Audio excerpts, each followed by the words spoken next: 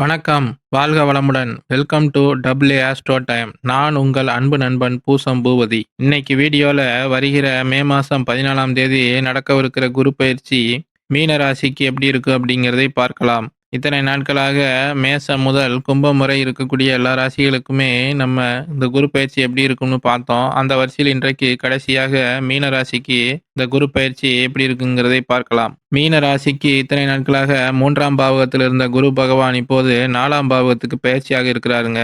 4ஆம் பாவம் என சொல்லப்படக்கூடியது தாயார், வீடு, வண்டி, வாகனம் ஆகியவற்றை குறிக்கக்கூடிய ஒரு நல்ல பாவகங்க. எனவே சுகஸ்தானமாகிய இந்த 4ஆம் பாவகத்திற்கு குரு பகவான் பயிற்சியாவது என்பது ஒரு நல்ல அமைப்புங்க. இந்த குரு பயிற்சியின் மூலமாக மீனராசிக்காரர்களுக்கு ஜென்மச்சனியினால ஏற்படக்கூடிய அந்த பிரச்சனைகளை இந்த குரு பகவான் சரி செய்வாருங்க. எனவே இந்த குரு பயிற்சி மீனராசிக்காரர்களுக்கு ஒரு சாதகமான பயிற்சியாகவே அமைஞ்சிருக்குங்க. 4ஆம் பாவத்தில் இருக்கக்கூடிய இந்த குரு பகவானினால தாயார் விஷயங்கள்ல நன்மைகள் ஏற்படுங்க. தாயாருக்கு ஏதாவது ஆரோக்கிய குறைபாடுகள் இருந்தால் அது எல்லாமே இப்போது சரியாகும்.